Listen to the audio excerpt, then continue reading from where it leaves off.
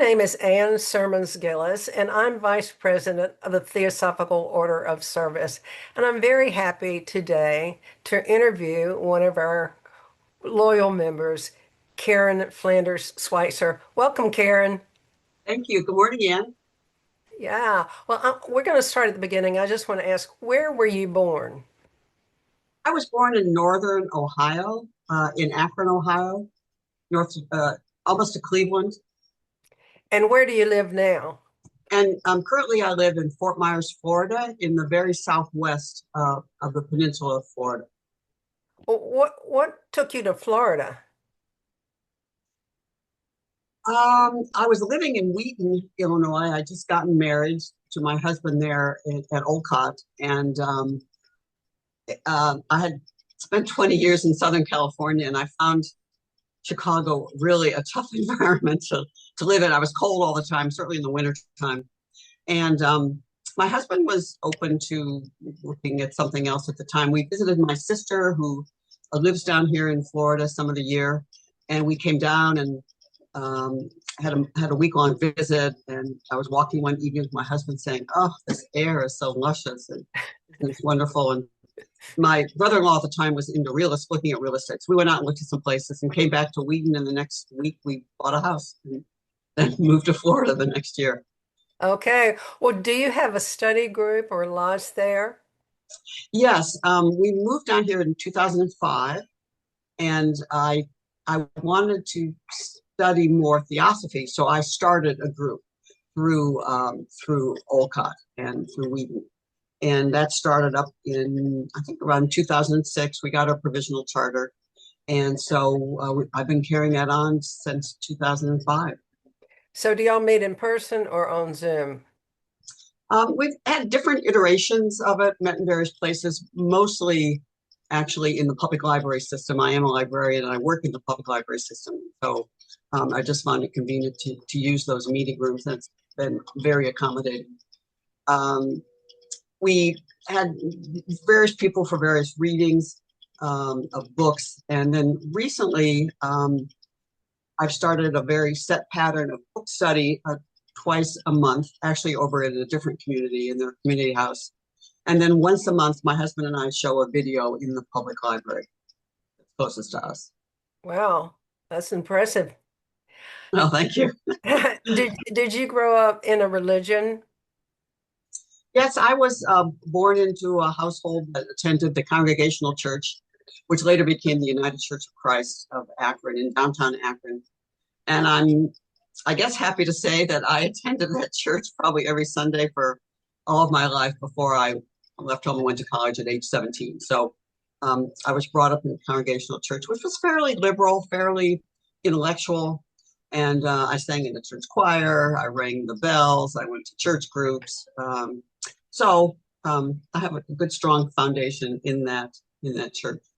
So do you feel like that your experience in that church allowed you to grow into theosophy, or do you think that it limited you in some ways?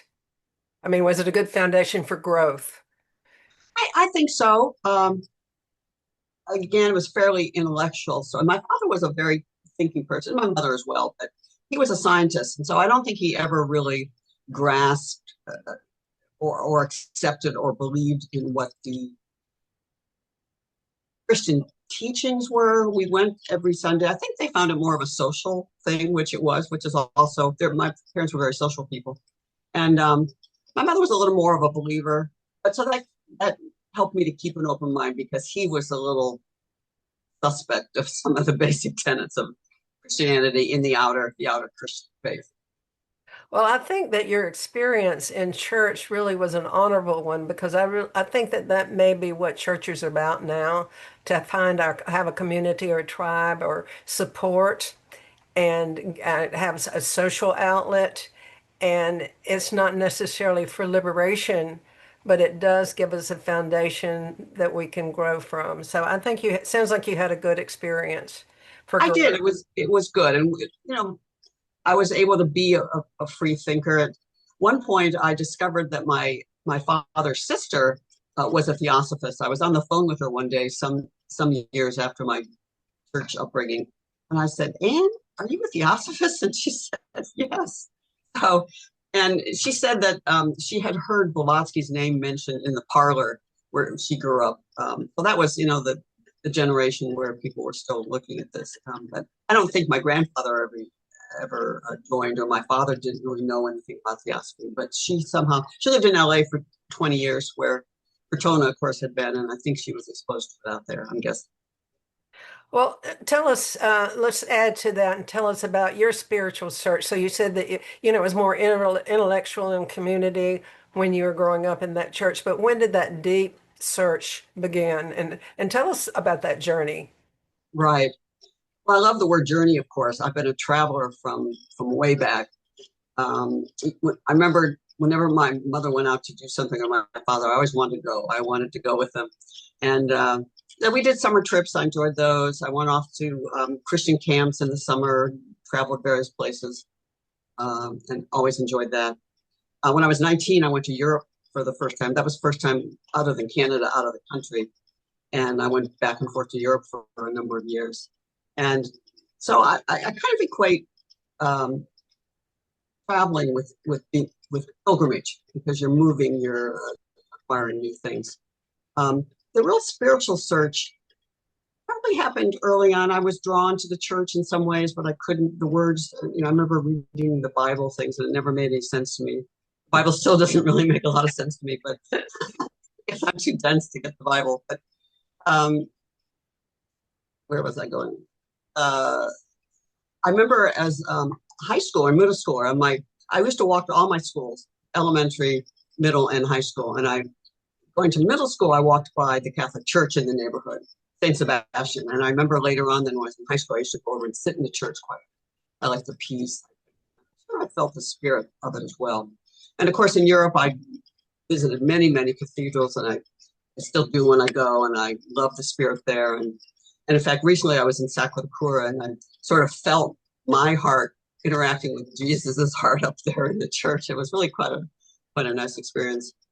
I went to graduate school in Arizona, where I found Theosophy in 1979, and moved to LA. And I kind of had been aware of things, but not really participating in much. But when I moved to LA, I didn't have any friends. I didn't have any family out there, and I kind of hit the wall psychologically. I mean, I had a job, and that kept me going, and I was very strong. I had traveled a bit in my youth, and so I started seeking for something to kind of pull me out of this depth that I found myself in. And I actually found a Buddhist group, and I started chanting. It was Nishin Shoshu Buddhism, which is a 16th century sect of Buddhism. Yeah. And I met some people and used to go to those meetings and chant. And I had a Gohanzen in my apartment. And perhaps many of you know about Tina Turner, who was absolutely my idol. And she was a chanter. And I just read a biography of her and how she pulled herself up to through chanting. So I did that for about 3 years. I had some great experiences with that. But part of their journey as a Nishin Shoshu was to proselytize. And I just couldn't get my arms around that. First of all, I don't really like conflict and try and talk to people about things, and you're always getting all back, and that didn't feel comfortable. So I left that. I also hit the wall in LA and left LA for a while. So that sort of started me. But back in Arizona, where I was in graduate school, I found Theosophy through a free university class at the university. A friend of mine came and said, "I'm going over to this Theosophical class for the semester. Do you want to come?" And I said, "Sure." I went along. And so then for 3 or 4 months, we were met in these people's homes in Tucson, Arizona.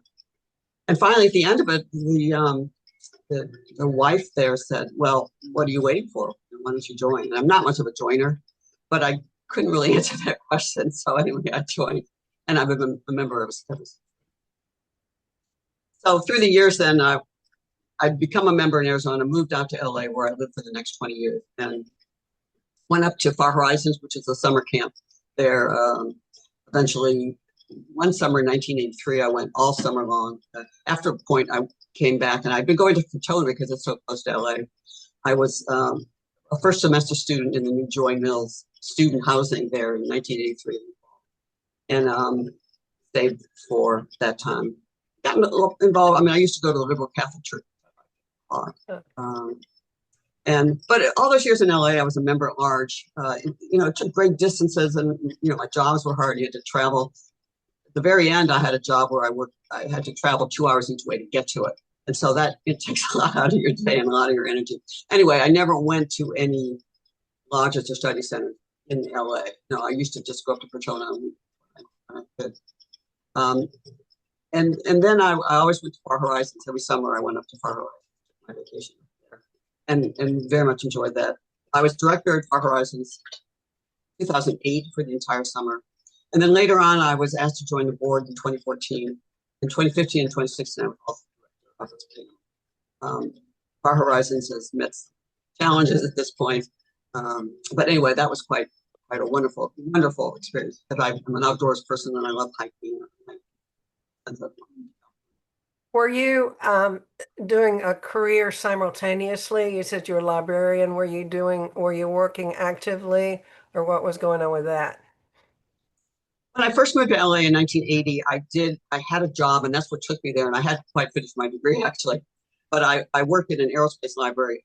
Setting it up, they had the defense industry goes through ups and downs depending on contracts and what's going on in the world, and they wanted to build their library back, and I had only finished half the library, so I had no clue about this. And I finally marched into them and I said, I'm sorry, I have no clue about setting up a library. And they said, well, if we got you contractors to consultants to help you do this, which was good. And so I stayed for another couple of years, and with the help of these consultants, helped set up this library with systems and all. Things were getting automated at that point in the early 80s. And after that, then I did go back and finish my library. But then I came back to LA after finishing my degree, and I actually never worked in libraries again there in Los Angeles. I got a job as a researcher. Actually, first I got a job teaching people how to use proprietary databases. And so I would travel around the country and teach people around the world, actually. And for one, they had a database of Japanese patents, which was proprietary. So no one else in the world had this. So I was traveling around teaching attorneys and whoever else in the world about this particular database of Japanese patents. And then after that, I got into recruiting, which I stayed in as a researcher. And then I stayed as a researcher. I did work in a firm for 4 years where we were recruiting library personnel into libraries. So I did recruiting for 12 years. My last stint was in a commercial bank as the head of recruiting for that bank. And then I hit the wall in LA and I left totally. I came out to Wheaton, married my husband, and have been involved more with the society itself since 2001 when I went out to volunteer. So did you go to Wheaton to work at Ocott? Yes, I volunteered in 2001. Came out in the spring in 2001, and while I was there, 9/11 happened. Oh, wow. September of 2001, and it spurred my current husband to ask me to marry him. And I'd never been married before, but at this time I was already 45 years old. So I traveled a lot and moved around a lot. And he had not been married before either. So we married in '02. I originally met him in 1984 at Olcott when I was traveling through Wheaton. So tell us a little bit about Steve. I know that he works for the TS. What does he do? Your Uh, husband, by the yeah, way. Steve Schweizer, yes. He's manager of the audiovisual department. And first came to the TS to work. I think he joined the society in 1976. And first came Wheaton to buy books and things. And then I think he came on staff in 1980 for a year, worked in the prisoner program, worked in the information desk, left for a number of years, went out west, and then ran into Dora and came back in 1984. And he's actually been an employee consistently since 1984 of the Theosophical Society in America. So the two of And you so, are quite some theosophist, the power couple. well, we're pretty consistent anyway. He helps me with my video groups, which is nice, and of course helps him with the discussion of that. He first got involved with the Florida Federation, which was quite active. Federations kind of come and go. I think you've been a member of the Federation.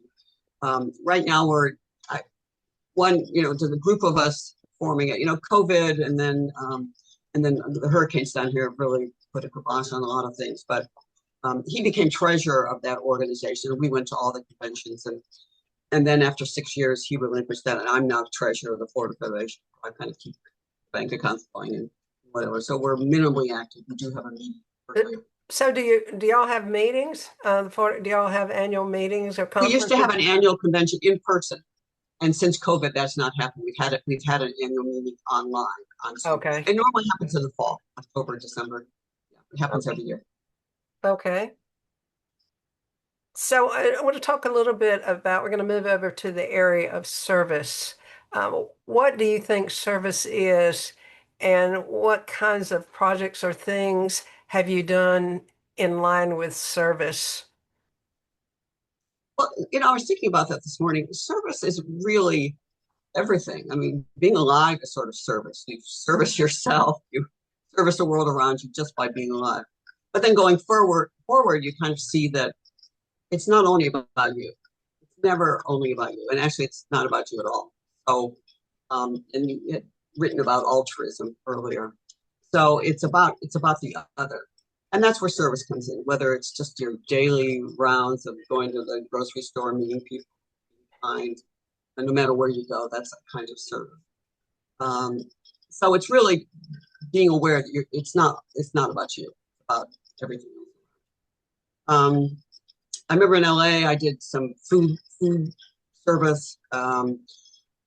In LA in the 80s, I heard about a living teacher in India, and I got involved with that organization, which I absolutely loved. And that was my first trip to India back in 1987, I believe. I've made multiple trips back to India since, which I love. And anyway, we used to feed the homeless. Of course, I've served, I suppose, Far Horizons. You go up as a volunteer and you do a lot of dishes and you do a lot of food shopping and that kind of thing. I've been on the board and served director. Um, and I think having a study center is service as well. People who come to it and listen to it, they can say yay or nay, but I have the belief that it does affect them, and I'm sort of planting seeds no matter where I go. I'm not exactly a teacher. I tried teaching once, and it was not a great experience um, with that. I think it's hard when you meet up with people who have other ideas in their life, and they totally reject whatever you tell them about it. But I still think you plant seeds with that. So service is being alive. So you're talking about an organic process that may or Yes. may not end in action or activity. Yes. But then you can use your will and try and get out and do things that help others. Um, I mean, I love taking part in the TOS meditations. When I lived at Olcott, of course, we did the healing meditations there every week. Um, Services helping your people across the street. We have issues here in our neighborhood with flooding, and I've had to deal with some of the entities, the state and the county and the Southwest Florida Water Management District. And, we're not doing that just only for ourselves, it's for the whole neighborhood. So it's really just about everything you get involved with, whether you're donating to charities, it is service work in my mind. Well, you mentioned that you got in touch with a living teacher. What living teachers have influenced you that you have been around or heard their teaching? Well, I remember being in Chicago. I was only in Chicago for 4 years, but I went to see Ma, which is the Mhm. hugging saint, the woman, and that was pretty wonderful. Spent hours there singing bhajans, and then I got to hug her. Um, but the teacher I met, I was up in Krotona, and then Ojai, I had a friend up there, and she said there was a place up there called the World University, which is actually run by a theosophist. This is way back in the 80s, and she said, I'm going to go with this group over to see Satya Sai Baba. Would you like to go? And I said, sure. Who's Satya Sai Baba? Being a traveler and um, liking to move around. I joined that group in 1987. We did stop in Singapore for a few days and visited Hindu temple things, but we went to Adyar for a day on that trip in 1987 and went to the ashram in Puttaparthi uh, near Bangalore in South. And I went back numerous times with that group and one time I went for 2 months, spent time there. It was wonderful. So, what is it So, that you got from that relationship or with Sachi Sababa? well, he didn't speak any English, so, he wasn't a verbal sort of thing. He did give a lot of lectures, and they were translated. You could read the translations of things. But the idea was to find the divinity within yourself. What happened? You get up at 4 in the morning and you go and sit in the mandir and wait for him to appear at some point. You're singing bhajans and you're sitting on the ground on the cement, and you're just meeting yourself. You're meeting yourself face to face, even though you're surrounded by hundreds of other people. And I really identified with the spirit in India. Of course, I don't know that much about it. Still don't. I still struggle with Indian food, but really, I really loved the love and the sense that when I first landed in India, there was a sense of divine. Got off the plane, it was right there, and I think they have more of a sense of it than we live here in the Western world. So he still has ashrams. He passed in 2014.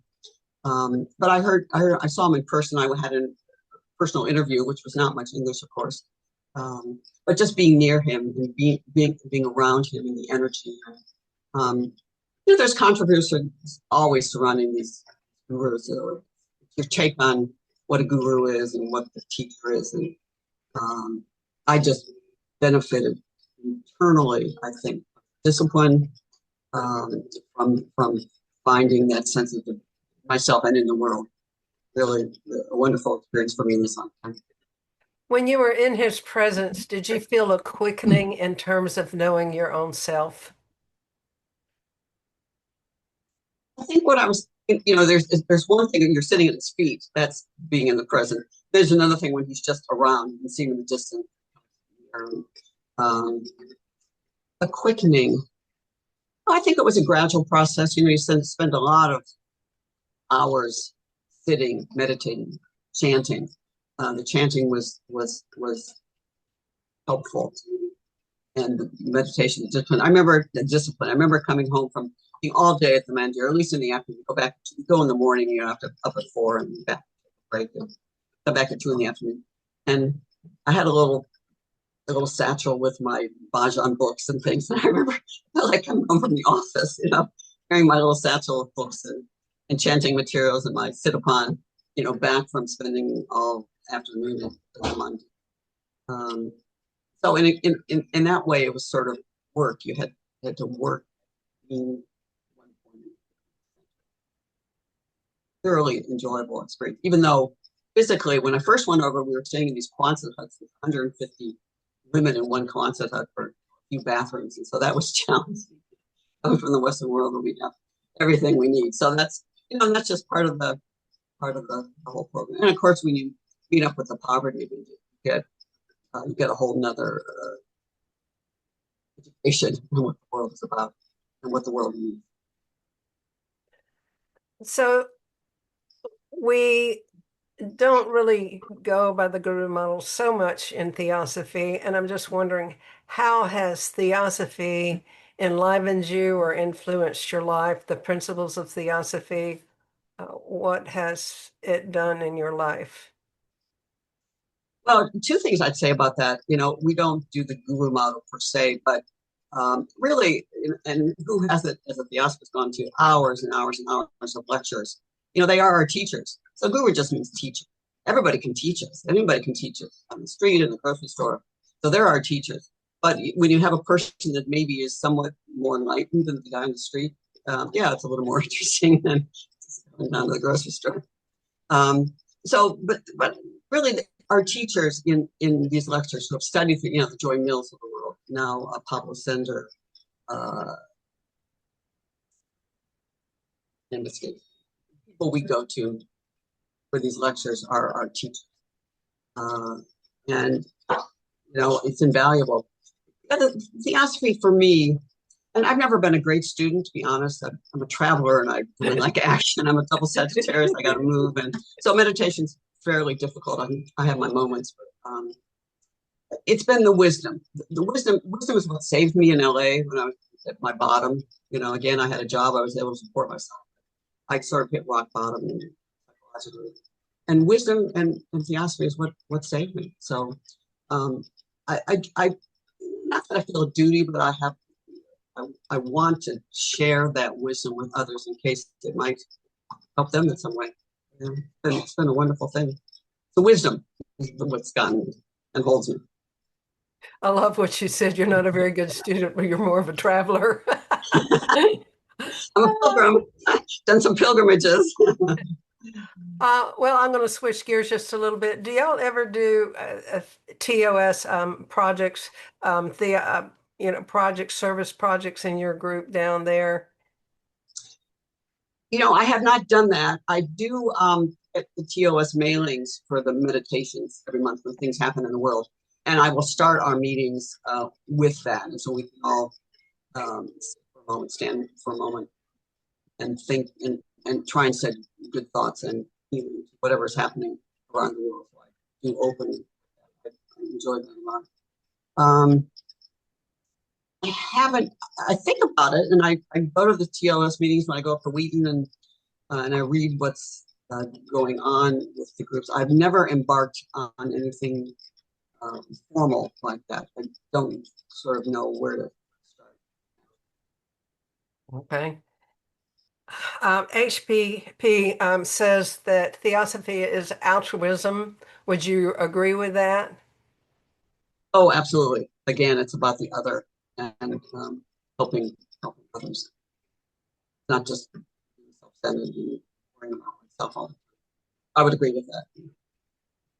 So, do you see theosophy? I think she had a vision, maybe that was given to her by the masters, that we would participate in theosophy in order to elevate not just the person that we're in front of, but the entire consciousness of humanity. Does that seem right to you? Do you see that as a goal for Well, theosophy? right. It absolutely does. I mean, once you move beyond this whole idea of the material world is everything. I read a lot of Advaita. I get a message every day from an Advaitist.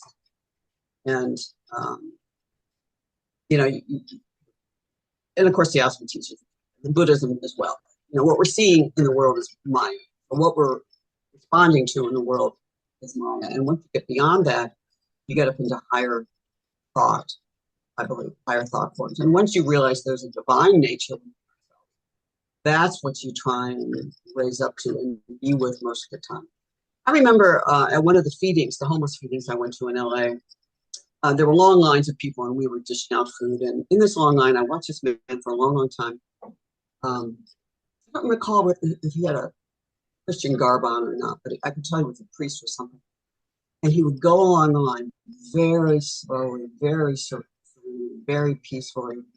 And he'd shake the homeless person's hand, whoever was in the line, and hand them a crisp new dollar bill Mm. and smile, and then move on to the next person. And he worked that crowd for a long, long time doing this. It was the most amazing feeling, I think, genuinely, almost anyone in the world I've ever met. Really, really. So it's about that act in the world of helping, seeing the other as oneself.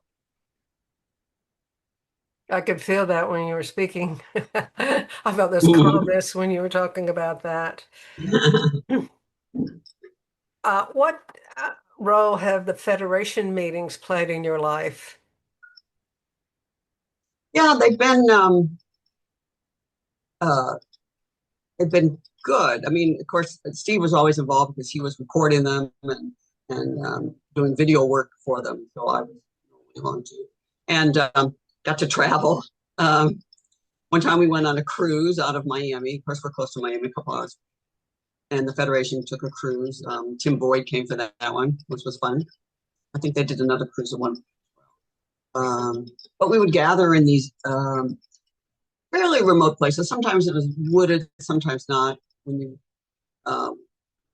met in Del Rey Beach a couple times at a Christian monastery type setting where we sort of walled ourselves in for a weekend, and they've been very, very powerful.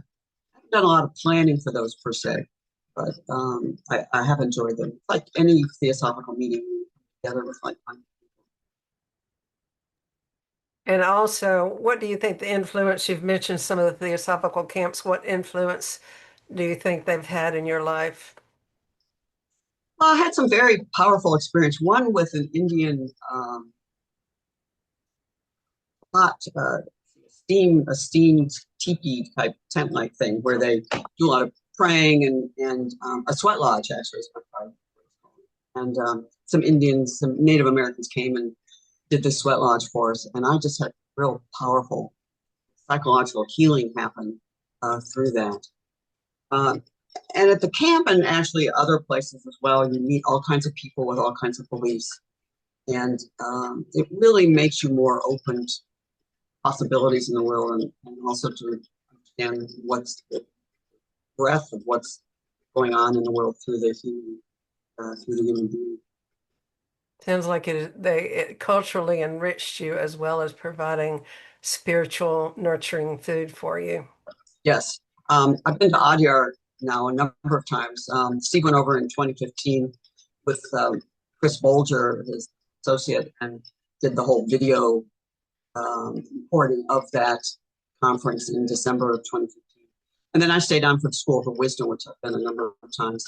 Um, and those gatherings are particularly wonderful. And also the going up to Krotona, just stepping onto the hill is a pretty powerful thing. I think for me it is. Um, I've never been to the other camps. I've only Far Horizons, the only camp, but the centers are powerful. Krotona,